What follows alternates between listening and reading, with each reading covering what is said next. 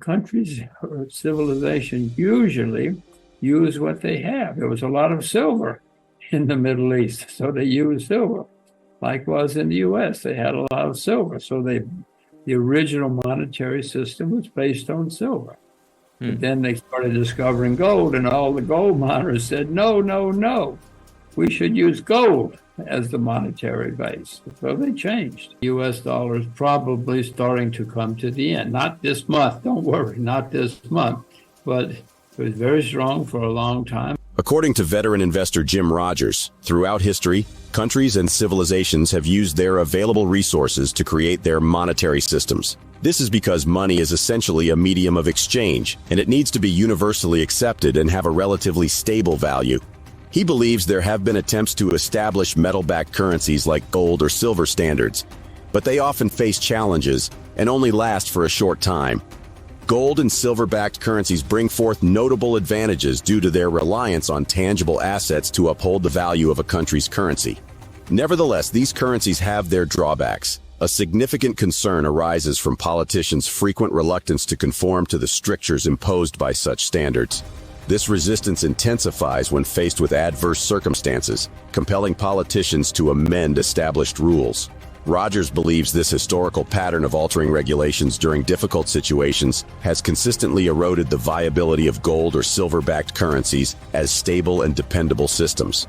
Regarding the U.S. dollar's role as the world's primary international currency, Rogers suggests its dominance might end. He emphasizes that historically no currency has lasted more than 100 to 150 years as the world's primary reserve currency. While the U.S. dollar won't be replaced as the world's reserve currency overnight, a concerted effort to eat into its dominance can erode the greenback's place and cause fundamental shifts in the financial system. If America wants to stay on top, the U.S. can't take the dollar's status for granted. Now let's watch excerpts from Jim Rogers' interview with Resource Talks. Before we start, smash that subscribe button and remember to enable post notifications to stay updated on our latest uploads. Thank you and enjoy the video. We haven't had a gold standard or metal standard for a long time. The history shows people periodically have tried metal standards or some metal-backed currencies. You know, the U.S. was founded on a currency that was backed by silver, and for 100 years or so, it was basically a silver-based economy. If you go to parts of the Middle East, they still have much more confidence in silver than they do in other metals. So this is not a new thing that the world has tried something, a real asset to back a currency. Maybe we will try again, but the problem with gold or silver-backed currencies is they're problems, and they never last because they're problems. The main problem is when things get tough, because gold causes discipline to politicians. Well, politicians don't like discipline, so they change the rules.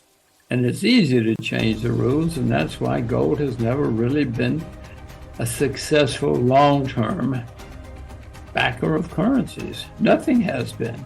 I'm sure we're all going to have digital currencies eventually.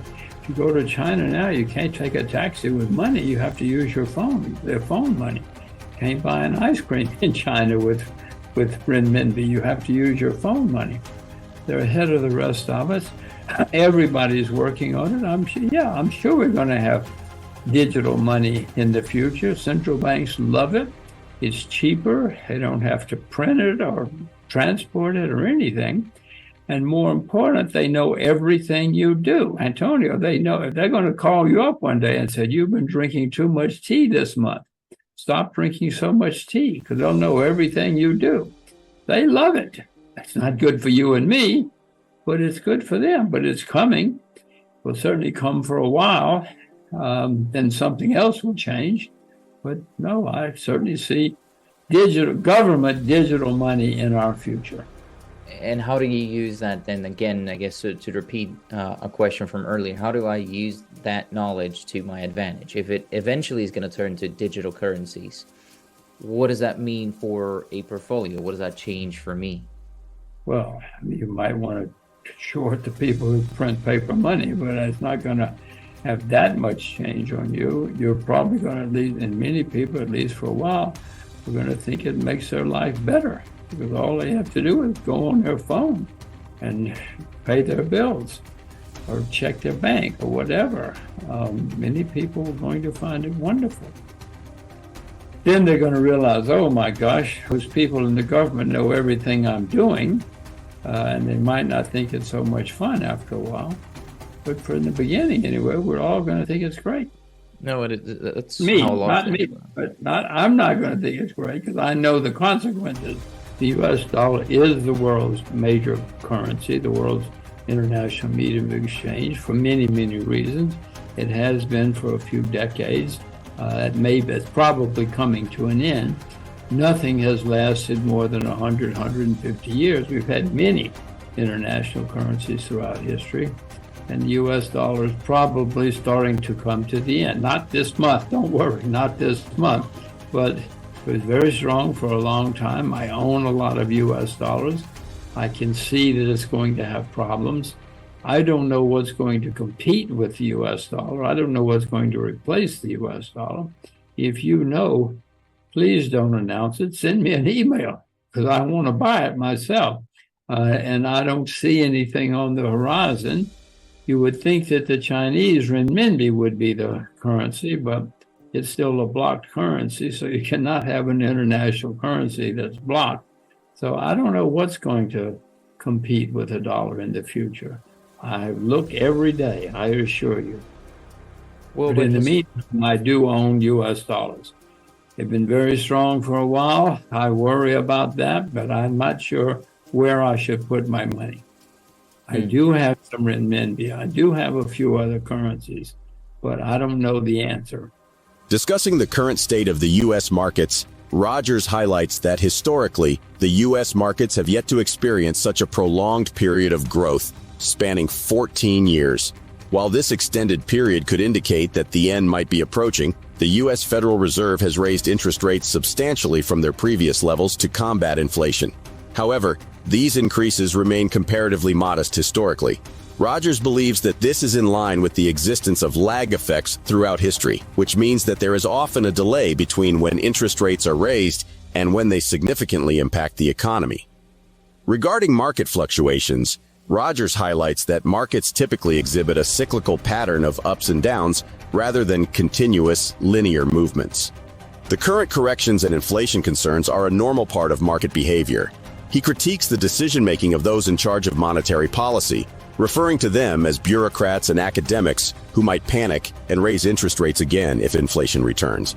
Let's get back to the interview. Speaking of the U.S. market, the U.S. market's never had such a long up period, 14 years now. So historically, we must be coming to the end, but that doesn't mean it has to ever end. Maybe it'll go in another 14 years. In my view, there are signs that we're coming towards the end. I'm not selling short yet, but I can see, we have a lot of new people coming into the market. They call their friends and they say, I've discovered this new thing called the stock market, and you can make money. And it's easy. It's easy to make money. And everybody's very excited. Some stocks go up every day. I've seen all of this before. These are signs that we're getting towards the end. It's not the end yet, but we're getting there. There are lag effects throughout history. Again, this is not an opinion, just look it up. And we are having a lag effect. But the U.S. has not raised, they've raised interest rates a lot from where they were, but historically, they're not up a lot. 5% is not a gigantic interest rate in the U.S. In 1970s, we had a big inflation problem. The interest rate on short-term treasury bills, government treasury bills, was 21%. That's not a typo, 21%. Interest rates now are 5 or 6%. I don't know how high they're going to go before this is over, but I know that we've printed staggering amounts of money. And by the way, in 1980, the U.S. was a creditor nation still. Now the U.S. is the largest debtor nation in the history of the world. So I would suspect that before this is over, not in July, not this month, but before this is over, interest rates will be much higher. markets go like this. They go up, they go down, they go up, they go down, but they don't go straight up or straight down. So what's happening now in the U.S., in my view, is just a normal market. Things are correcting, inflation's correcting. The Fed, they're not very smart people. They're all academics and bureaucrats. They think that they've solved it, that they did it, that they've solved the problem, and things are okay. But when inflation comes back, when we have a rise again, they will panic and raise interest rates again. These are bureaucrats and academics. These are not smart people. That's why they work for the government. I own uranium, and uranium is nuclear power is certainly cheaper and more efficient than coal power, for instance, if you do it right. I mean, if you have an accident, you don't want to have nuclear energy. But as long as nuclear energy is handled properly and is safe, it's much cheaper, it's more efficient and everything else than coal or something else. I mean, the world's only had a couple of gigantic nuclear power accidents in the last 100 years. They were bad, they were disastrous, but 2 out of 50 years or so is not a bad record. I'm not suggesting you run out and build a nuclear power plant. I'm just saying that nuclear energy is efficient and cheap. While gold and silver-backed currencies have advantages due to their tangible value, they often struggle to maintain stability over time. Additionally, the long-standing dominance of the U.S. dollar as the world's primary reserve currency might be reaching its limits. If the dollar declines, it could lead to increased demand for precious metals. What are your thoughts on the future roles of precious metals and the U.S. dollar in shaping global monetary systems? Please share your thoughts in the comments section below. If you found this video informative, remember to give it a thumbs up, subscribe to our channel, and enable notifications to stay informed about our latest videos on silver, gold, and copper. Thank you for watching, and we appreciate your support.